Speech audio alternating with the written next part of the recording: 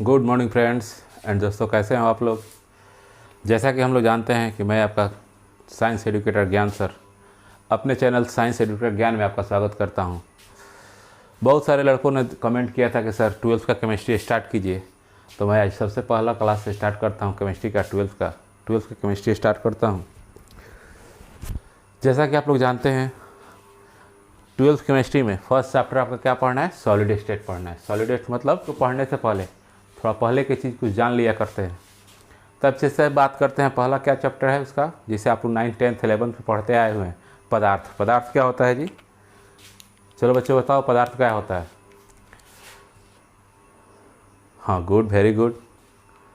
हाँ, कहने का मतलब ये है वैसा कुछ भी जो स्थान घेरे, जिसमें द्रव्यमान हो, उसे क्या कहते हैं, पदार्थ कहते हैं। ये तो आपको बहुत 9th में ही पढ़ते आ रहे हैं। तो यही कहा गया है, पदार्थ हमारा क्या है, मैटर, उसको इंग्लिश में बोलते हैं। वैसा कुछ भी जो क्या करे, स्थान ऑक्युपाई करे, और it's having mass is called matter. Matter कह सकते हैं उसको। देखिए यहाँ पे जो भी केमिस्ट्री पढ़ाई जाएगी आपको, नीट लेवल की केमिस्ट्री पढ़ाई जाएगी।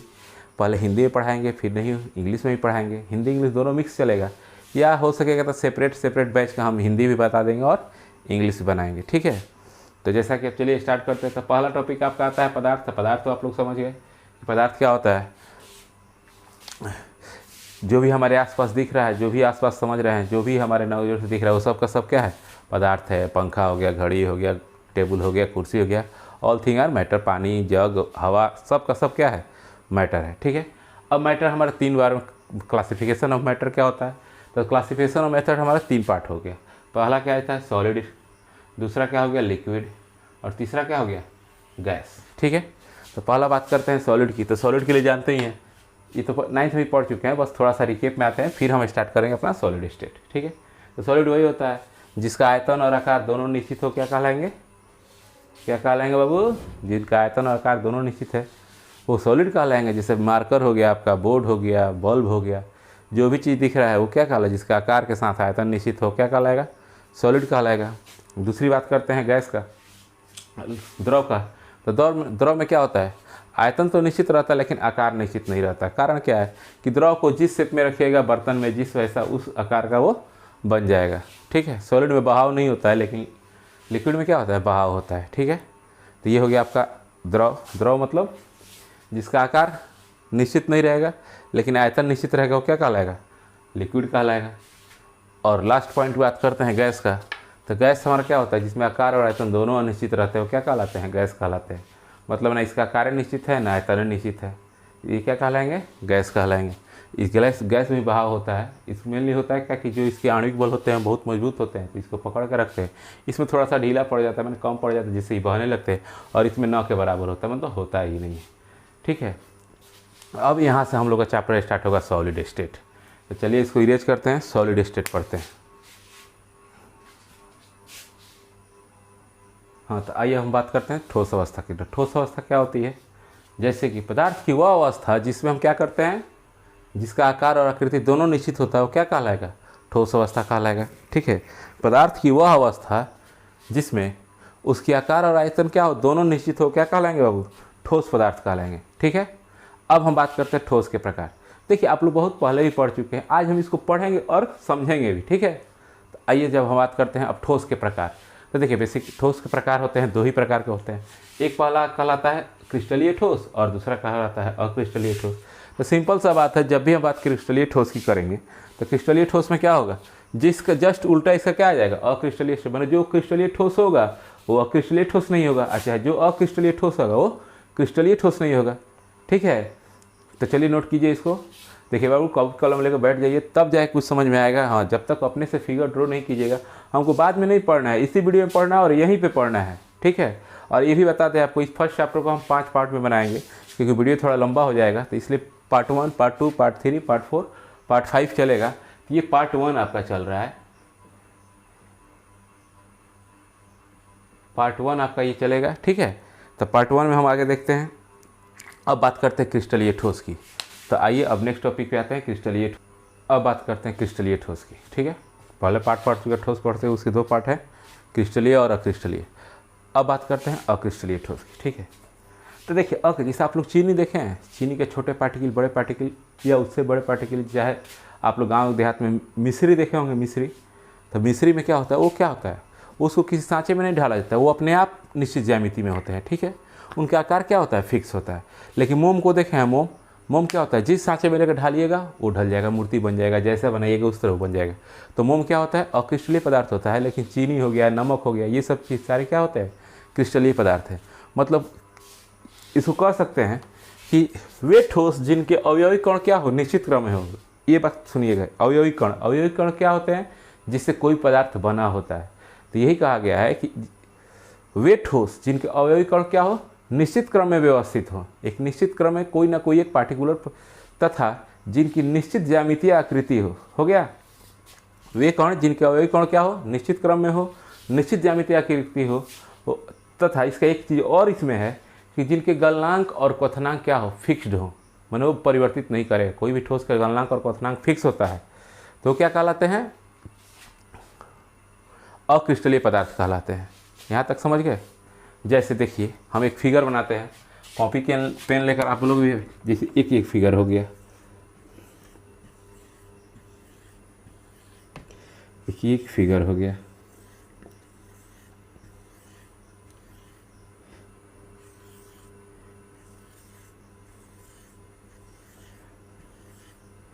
ये भी एक फिगर ले लीजिए। अब देखिए ये एक फिक्स है ना, कि एक निश्चित ज्यामिति है। निश्चित ज्यामिति कहने का मतलब इसका सेंटर टू सेंटर डिस्टेंस लेंगे तो क्या होगा, सबका सेम ही आएगा, सब एक लाइन में है, एक लाइन में। या इधर से हम सेंटर डिस्टेंस लेते हैं तो सेम क्या होगा, मतलब ये जो हमारा ठोस है क्या है, क्रिस्टलीय आकार का है। तो इसको क्या कहेंगे, क्रिस्टलीय ठोस। मतलब जो भी इसके अवयवी कण है क्या है, एक निश्चित ज्यामिति के अनुसार व्यवस्थित है, ठीक है। जो भी हमारे अवयवी कण है एक निश्चित ज्यामिति है। लेकिन यही चीज़ अक्रिस्टलीय में नहीं होता है। जैसे मान लीजिए चीनी है, नमक है, ये सब क्या है, क्रिस्टलीय ठोस कहलाते हैं, क्योंकि इनका शेप साइज क्या है, किसी सांचे में नहीं ढाला हुआ है, ये अपने आप वैसे ही शेप में आते हैं, ठीक है। तो ये हो गया क्रिस्टलीय। क्रिस्टलीय में यही ना कहा गया है कि जिनका अवयवी कण क्या हो, तो मान लीजिए ये इसका अवयवी कण है, जस्ट इसके नीचे, जस्ट इसके नीचे, जस्ट इसके नीचे निश्चित व्यवस्थित रहते हैं, और जिनकी एक निश्चित प्रमाण ज्यामिति होती है। एक निश्चित ज्यामिति हुई तो हमारा क्या कहलाएगा, एवं उनका क्वथनांक और गलनांक निश्चित होगा, तो ये क्या कहलाएंगे, क्रिस्टलीय ठोस कहलाएंगे। समझ में आ गया, समझ में आई कि नहीं आई। देखिए पढ़िएगा, पढ़ो तब देखो। अब हम बात करते हैं इसका दूसरा टॉपिक का। दूसरा टॉपिक क्या है, अक्रिस्टलीय। अब ये दूसरा टॉपिक क्या है, अक्रिस्टलीय ठोस। तो अक्रिस्टलीय जैसे हम क्रिस्टलीय ठोस जान गए, तो जस्ट इसको उलट दीजिए तो क्या हो जाएगा, कहलाएगा अक्रिस्टलीय ठोस कहलाएगा। जैसे अक्रिस्टलीय ठोस में क्या हो गया, जो हमारा क्रिस्टलीय ठोस में क्या था, ज्यामिति क्या थी, निश्चित थी, गलनांक और क्वथनांक फिक्स थे, साथ में उसके क्या अवयवी कण क्या होते थे, तो निश्चित ढंग से व्यवस्थित रहते थे। तो इसमें सबको उल्टा लगा दीजिए, मतलब सब परिभाषा में नहीं लगा दीजिए। तो क्या लिखेंगे, वे ठोस जिनमें उनकी अवयवी कणों की निश्चित क्रम में व्यवस्थित नहीं होते हैं, जिनकी एक निश्चित आकृति नहीं होती है, जिनकी निश्चित आकृति नहीं होती है, एक हटा देते हैं, नहीं होती है, तथा उनके क्वथनांक और गलनांक निश्चित नहीं होते हैं, वो क्या कहलाते हैं, अक्रिस्टलीय ठोस कहलाते हैं। जैसे उदाहरण में हम ले सकते हैं इसको, आपका शीशा हो गया, फिर से आपको कह सकते हैं मोम हो गया, ये सब क्या है, अक्रिस्टलीय ठोस पदार्थ है। इनका कोई शेप साइज नहीं, टूटेगा शीशा तो कैसे टूटेगा कोई पता नहीं, उसका कोई ज्यामितीय शेप नहीं है, ना रेक्टेंगुलर है, ना स्क्वायर है, ना पेंटागन है, ना हेक्सागन है, ये सब ज्यामितीय आकृति होती है। तो इस सब में शीशा टूटेगा तो किसी को कुछ पता नहीं है कैसे टूटेगा। या मोम को जिस तरह ढालना है उस तरह ढाल दीजिए, उसका अपना कोई शेप नहीं है। तो अब मान लीजिए इनके लिए हम समझने को होगा तो फिगर बनाएंगे, तो मान लीजिए कि यहाँ हो गया, एक यहाँ हो गया, एक यहाँ हो गया, एक यहाँ हो गया, एक यहाँ हो गया, एक यहाँ हो गया, माने कोई इसका शेप है ये नहीं, किधरों से ये जुट जाएगा। माने इधर करेंगे तो कोई कटेगा नहीं, इधर करेंगे तो कोई कटेगा नहीं, कहीं से जोड़ दीजिए। तो इनकी अवस्थित क्या है, व्यवस्था नहीं है, इनके जो भी कण है व्यवस्थित नहीं है, जैसे कि तैसे हमारा क्या हो, जुड़ा हुआ है। तो ये क्या कहलाएंगे, अक्रिस्टलीय ठोस कहलाएंगे। यहाँ तक समझ गए, अक्रिस्टलीय ठोस कहलाएंगे, मतलब जो भी हमारे कण है क्या कहलाएंगे, अक्रिस्टलीय ठोस कहलाएंगे। अब बात करते हैं क्रिस्टलीय और अक्रिस्टलीय में अंतर। अब ये बात करते हैं नेक्स्ट टॉपिक है। नेक्स्ट टॉपिक क्या है, क्रिस्टलीय और अक्रिस्टलीय ठोस में अंतर। जैसा कि आप जानते हैं क्रिस्टलीय के जस्ट उल्टा कर देंगे तो ठोस हो जाएगा। धीरज रखिए, धीरे धीरे सब समझ में आएगा, बस धीरे धीरे पढ़ना है, हड़बड़ाना नहीं है। क्योंकि गुरु जी से धीरज नहीं रखिएगा, पढ़ाई के लिए धीरज नहीं रखिएगा तो किसके लिए धीरज? लड़का लोग तो लड़की लोग के लिए मतलब 2-2 घंटा 4-4 घंटा इंतजार कर रहा था, तो कम से कम अपने गुरु जी के लिए 10 मिनट भी तो धीरज धरिए ना। नहीं तो पता चला कुछ जानते हैं कुछ होता नहीं है। मान लीजिए कोई लड़की गलती से एक बार देख ली, मान लो कौन लड़की बिया गलती से एक बार देख लस, तब लड़का पगला गया है कि भाई वो हमारे ये देख ले बा। अरे भाई दिन भर सुबह शाम से आ लड़की का है कुछ नहीं, उसको कोई अंतर नहीं पड़ा, वो अपना जाके पढ़ रही है, लड़का पगलाइल है। तो ये सब नहीं करना है, लड़की लोग का कुछ नहीं होना है, वो अपना अपना काम कर रही है और आप पीछे उसके पड़े हुए हैं, तो कुछ आपका नहीं हासिल होगा।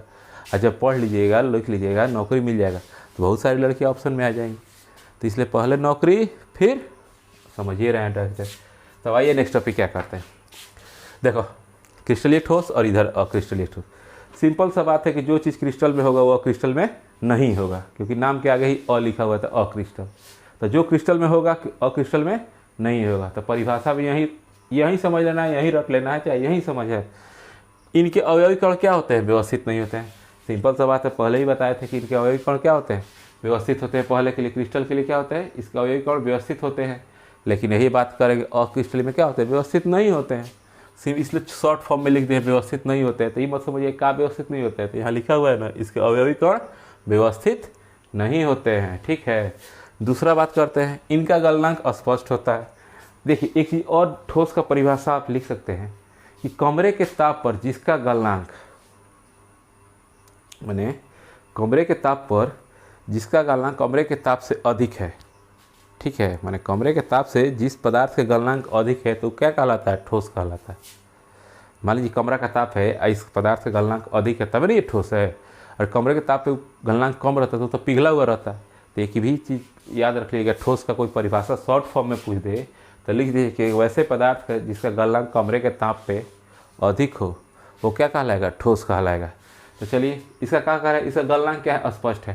तो किसी चीज़ के गलनांक अस्पष्ट होते हैं, लेकिन ये अक्रिस्टल में क्या होता है? अस्पष्ट नहीं होता है। कब गलेगा कब खत्म होगा इसका कोई फिक्स नहीं है। जैसे यहाँ पे दिया गया है गलनांक, तो जानते हैं ना बर्फ़ का गलनांक क्या होता है? 0 डिग्री से 0 डिग्री पर पिघला स्टार्ट करेगा। लेकिन कोई अक्रिस्टलीय पदार्थ है, उसका शीशा कांच ये सब, तो उसका कोई फिक्स नहीं है। तीसरा पॉइंट क्या होता है? ये विषमदैशिक होते हैं। विषमदैशिक, विषमदैशिक कहने का मतलब क्या होता है? और ये क्या होते हैं? समदैशिक होते हैं। इसको हम बता रहे हैं आपको, ये विषमदैशिक और ये समदैशिक। जैसे हम आप लोगों को बताए थे, एक छोटा सा फिगर लेते हैं, छोटा, ये देखिए विषमदैशिक के लिए मान लीजिए कोई भी क्रिस्टल है। क्रिस्टल में क्या होता है? जो भी अणु होते हैं उसके व्यवस्थित ढंग से होते हैं। लेकिन अक्रिस्टल में क्या होता है? इधर होगा तो इधर होगा तो इधर होगा तो इधर होगा, इधर होगा। ये अक्रिस्टल के हैं। अब विषमदैशिक में क्या? देखिए सारे के सारे एक सिस्टमेटिक वे में है। यहाँ से कटिट कीजिए, चाहे यहाँ से कटिट कीजिए, चाहे ऐसे कटिट कीजिए, तो दिख रहा है ना कि हाँ जो भी हमारा प्रमाण दे रहे हैं, जो भी चीज लाइन खींच रहे हैं उसका एक अलग प्रमाण आ रहा है। मैंने विषमदैशिक, विषम विभिन्न दिशाओं में आ रहा है। लेकिन ये क्या है? कहीं से काटे तो कहीं 2 कट रहा है, तो कहीं 3 कट रहा है, तो कहीं वो कट ही नहीं रहा है। तो ये क्या कहलाता है? समदैशिक। मतलब उसका प्रमाण क्या होगा? एक ही होगा कि कोई फिक्स नहीं है। इसलिए इसको क्या कहते हैं? इसको बोलते हैं क्रिस्टलीय को विषमदैशिक और अक्रिस्टलीय क्या बोलते हैं? समदैशिक। दूसरा चीज़, इसके शीतलन वक्र जो होते हैं असंतत होते हैं, और इसमें क्या है? शीतलन वक्र संतत होते हैं। संतत और संतत कर पढ़े ना, तो अब देखिए शीतलन वक्र की क्या बात करें, इसका भी समझ लीजिए। शीतलन वक्र ये हो गया टेम्परेचर, ये हो गया आपका टाइम। जैसे कोई मान लीजिए क्रिस्टलीय ठोस यहाँ पे है, टेम्परेचर पे है। अब इसको हम थोड़ा टाइम ले लेते हैं, ठंडा करते हैं, ठंडा करते हैं। तो क्रिस्टलीय में क्या होता है कि मान लीजिए पहले सेकंड में यहाँ ठंडा हुआ, फिर दूसरे सेकंड में यहाँ गया, फिर तीसरे। ये कोई ज़रूरी नहीं है ऐसे करके, ये कोई फिक्स नहीं है कि 1 मिनट में इतना ही ठंडा हुआ, कभी ठंडा भी हुआ कभी नहीं भी हुआ। तो ये क्या कहलाता है? ये ग्राफ ऐसे बन जाता है। तो इसको क्या बोलते हैं? असंतत। ठीक है। लेकिन यही बात क्रिस्टलीय में करते हैं। तो क्रिस्टलीय का वक्र, अक्रिस्टलीय का वक्र क्या आता है? ऐसे आता है। मतलब ये वक्र क्या कहलाएगा? संतत कहलाता है, और ये वक्र क्या कहलाता है? असंतत कहलाता है। ठीक है। नेक्स्ट टॉपिक, नेक्स्ट बाइट रहते हैं। तो इसमें क्या है? ये वास्तविक ठोस, इसको क्रिस्टलीय ठोस को वास्तविक ठोस कहा जाता है। ठीक है। तो अक्रिस्टलीय ठोस को क्या कह सकते हैं? अवास्तविक ठोस कह सकते हैं ना, या इसे अस्थितिज द्रव कहा जाता है। अस्थितिज द्रव मतलब का सुपर कोल्ड लिक्विड। जो शीशा हमारा है ना, कांच, उसको कहा जाता है सुपर कोल्ड लिक्विड। माने बहुत सुप्रीम माने अधिक टेम्परेचर पे इसको कोल्ड कर दिया गया है, तो क्या बन गया है? Super cold liquid.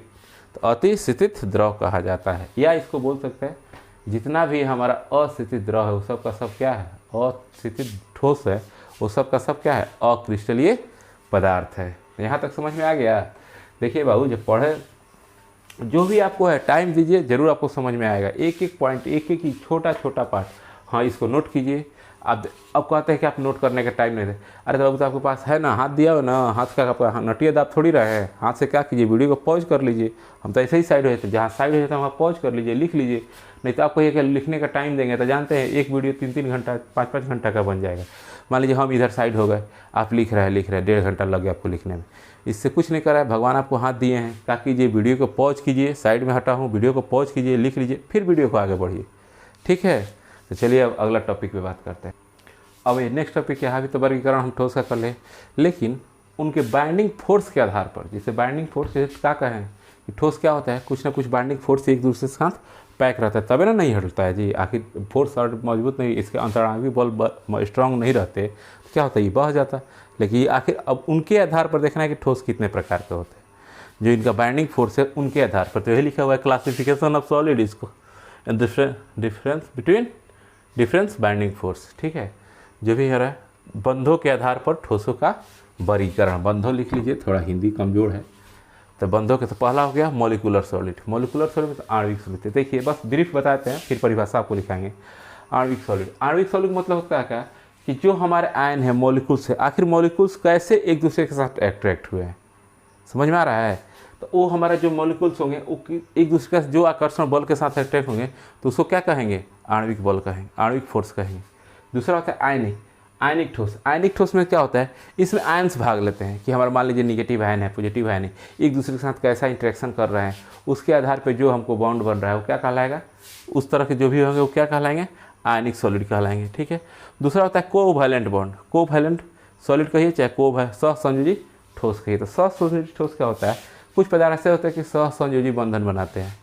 मैंने कुछ एटम ऐसे हैं कि कहेंगे भैया एगो हमको दीजिए तो एगो आप लीजिए, आपका जरूरत है तो आप लीजिए, हमारा जरूरत हो हम लेते हैं, तो सहसंयोजी बंधन। ठीक है, तो वो उसका लाइक लास्ट में आता है मेटेलिक सॉलिड। मेटेलिक सॉलिड कहने का मतलब क्या है, धात्विक ठोस। तो धात्विक, तो हम अब क्या करते हैं, इसको बारी बारी से स्टार्ट करते हैं। तो पहला हेडिंग डाल दीजिए, अब वही बात करते हैं। पहला क्या हो गया, मोलिकुलर सॉलिड। मोलिकुलर सॉलिड कहने का मतलब आयनिक ठोस, जो इनके घटक होते हैं। देखिए घटक मतलब कि जो भी हमारे मोलिकुल्स के अणु होते हैं, एक संघटक कहने का मतलब इनके संघटक अणु दुर्बल वैन डर वाल्स फोर्स से जुड़े होते हैं। मैंने दुर्बल वैन डर वाल्स फोर्स होता है, जो आप लोग पढ़े होंगे फिजिक्स में, वैन डर वाल्स फोर्स पढ़ना होता है, क्या होता है, दुर्बल होता है, कमजोर होता है। तो उसके सारे इनके जो घटक हैं, जो भी हमारे अणु है वो क्या होते हैं, जुड़े होते हैं। तो उनको क्या कह सकते हैं, मोलिकुलर सॉलिड कहते हैं। इसमें देखिए, इसमें क्या होता है, कमजोर बल होता है, तो थोड़ा सा भी हीट करेंगे ना तो ये चाहते अलग अलग हो सकते हैं। जैसे हम बात करते हैं ठोस CO2 गैस का, ये उसका उदाहरण है। आयोडीन आप लोगों ने देखा होगा तो ठीक है, नहीं तो लैब में जाके देख लीजिएगा। ये सब हमारे क्या होते हैं, ये मोलिकुलर सॉलिड होते हैं।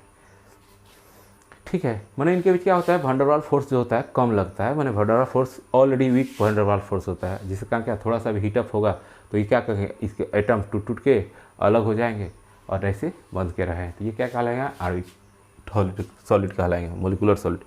दूसरा क्या बात है, आयनिक ठोस। आयनिक ठोस मतलब आयनिक सॉलिड लिख सकते हैं, आयनिक सॉलिड।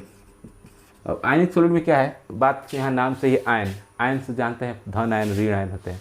तो इनके जो घटक होते हैं धन आयन और ऋण आयन ही होते हैं, और जिनके बीच कौन सा फोर्स होता है, तो स्थिर वैद्युत फोर्स था ना, वो लगा रहता है। ये हमारा प्रबल होता है, ये विद्युत आकर्षण जो हम पढ़े थे फिजिक्स का फर्स्ट चैप्टर का था इलेक्ट्रोस्टैटिक्स, तो उसमें हमारा क्या था, स्थिर विद्युत आकर्षण था। तो इन जो आयनों के धन आयन होगा, ऋण आयन हो गया, इन जो आयनों के बीच फोर्स लगता है वो कौन सा फोर्स लगता है, तो ये हमारे प्रबल स्थिर वैद्युत आकर्षण बल से जुड़े होते हैं। जैसे हमारा मान लीजिए NaCl हो गया, CaCl2 हो गया, कॉपर सल्फेट हो गया, कैल्शियम सल्फेट हो गया, तो ये सब क्या है, मजबूत बल से जुड़े हुए रहते हैं। तो इनको हम क्या कहते हैं, आयनिक सॉलिड कहते हैं। ठीक है, ये दो हो गए। अब आइए तीसरा। अब तीसरा टॉपिक क्या है, तीसरा टॉपिक है हमारा सहसंयोजी ठोस। सहसंयोजी ठोस मतलब कोवैलेंट, इंग्लिश में इसे क्या कहते हैं, कोवैलेंट सॉलिड कहते हैं। तो सहसंयोजी ठोस के नाम से ये है कि इन ठोस में जो धातु के कण होंगे, चाहे जो परमाणु होंगे, वो किससे बंध से जुड़े होंगे, तो सहसंयोजी बंधन से वो बंधे होंगे, जो हमारा क्या होता है, मजबूत होता है। तो यही लिखिए, इसके संघटक कण परमाणु होते हैं, जिनके बीच प्रबल सहसंयोजी बंधन से जुड़े होते हैं। मैंने जो हमारा परमाणु घटक होगा, जो इसका मेन छोटा कण क्या होता है, परमाणु होता है, और ये हमेशा क्या करते हैं, सहसंयोजी बंधन से जुड़े होते हैं। तो जो इनके बीच हमारा जो सॉलिड होता है वो बहुत मजबूत होता है। ठीक है, जैसे हमारे पास जो भी ले लीजिए, आयरन हो गया, जो भी मेटल है, कॉपर हो गया, ये सारे क्या हैं, ये सब हमारे सहसंयोजी बंधन से जुड़े रहते हैं। ठीक है, तो ये कौन सा कहलाएंगे, सहसंयोजिक सॉलिड कहलाएंगे। और लास्ट आता है धातुई ठोस, माने प्रकार में लास्ट होता है। लास्ट क्या है, धातुई ठोस। मतलब देखिए इसमें क्या होता है कि इनके जो समीकरण है, इनके जो संरक्षण हैं धातु के धनायन होते हैं। और धातु के धनायन के बारे में ये कहा गया है कि मान लीजिए सोडियम कोई धातु है, Na कोई धातु है, तो Na प्लस हम लिखते हैं ना जी। तो ये क्या होता है, ये जो धातु होता है ये माइनस में, माइनस का समझिए कि वो धातु क्या है, माइनस बहुत रखा हुआ है, इसमें कहीं कहीं प्लस दिया हुआ है। माने इसीलिए कहा गया जो धातु के आयन होते हैं वो क्या होते हैं, ऋण आयनों के बीच गोते डूबते रहते हैं, उसी में क्या होता है, डुबकी लगाते हैं। तो यही लिखा गया है। इनके घटक कण क्या होते हैं जी, धातु के धनायन होते हैं जो कि इलेक्ट्रॉनों के समुद्र में डूबे रहते हैं। तो धातु में क्या होता है, बहुत सारे इलेक्ट्रॉन होते हैं, चाहे खुली तो बहुत सारे इलेक्ट्रॉन निकले। देखते नहीं है कि फोटो इलेक्ट्रिक इफेक्ट पड़े होंगे, तो ऊपर से हमारा जब हम उसे प्रकाश पड़ता है तो टेम्परेचर थोड़ा हाई होता है, तो क्या होता है, धातु में से इलेक्ट्रॉन क्या होते हैं, इधर उधर निकलने लगते हैं। तो इस तरह करके हमारा क्या होता है, टोटल चैप्टर आ जाता है। तो ये चीज़ हमारा हो गया। यहाँ तक आपको हम एक फर्स्ट पार्ट का जानकारी दिए। अब जस्ट नेक्स्ट टॉपिक जो आएगा, देखिए पहले ही हम बोल चुके हैं कि इस केमिस्ट्री का थोड़ा लंबा चैप्टर है, फर्स्ट चैप्टर है, धीरे धीरे करके हम पढ़ेंगे। यहाँ पे 2 घंटे क्लास मैं 1 घंटा में ले रहा हूँ, इतना जल्दी। जो 20 मिनट का वीडियो है ना, आपका पूरे 1-1.5 घंटे का वीडियो बनता, लेकिन मैं इतना जल्दी कर रहा हूँ ताकि हाँ जल्दी से जल्दी आपका चैप्टर सिलेबस ख़त्म हो। हाँ, सिलेबस नहीं ख़त्म करना है, आपको समझाना। मेरा मेन मकसद क्या है कि आपको समझाना है। मैं आपको पढ़ाने नहीं आया हूँ, सिर्फ समझाने आया हूँ। ठीक है, तो अब सबसे पहले क्या है कि 100-400 पेज की कॉपी ले लीजिए जिसमें पूरा नोट्स तैयार हो जाए। और कहते हैं लोग सर PDF दीजिए, तो देखिए PDF का बुक तो आपके पास सही रखा हुआ है, PDF भी दे दूंगा, तो उसको क्या कीजिएगा, लीजिएगा, ले जाकर छाजा पे रख दीजिएगा, पढ़ाई ना होला PDF से। ठीक है, तो इस टॉपिक को हम यहीं ख़त्म करते हैं। फिर इसका जो नेक्स्ट टॉपिक होगा वो नेक्स्ट पार्ट में आएगा, पार्ट 2 में, और बहुत जल्दी कल परसों आप पार्ट 2 आप देखेंगे क्या। तो अभी तक जिन्होंने लाइक नहीं किया, लाइक कीजिए, शेयर कीजिए। और लास्ट एक बार ज़रूर कहूँगा कि इस चैनल को जितना से अधिक हो सके सब्सक्राइब कर दीजिए और अपने दोस्तों में शेयर कर दीजिए ताकि वो भी देख सके, वो भी पढ़ सकें। देखिए यहाँ पे फ्री ऑफ कॉस्ट आपको पढ़ाया जा रहा है, कहीं किसी कोचिंग या कहीं जाने की ज़रूरत नहीं है। आपको दिक्कत है, आप कह तो रहे हैं, जो आपको दिक्कत होगा नेक्स्ट टॉपिक के आने से पहले आपका दिक्कत मैं यहीं से सॉल्व कर दूँगा। हाँ, ज़्यादा दिक्कत है तो आप कमेंट कर सकते हैं कि ये टॉपिक हमको समझ में नहीं आया, फिर से पढ़ाइए सर। तो ये ठीक है, ओके बाय।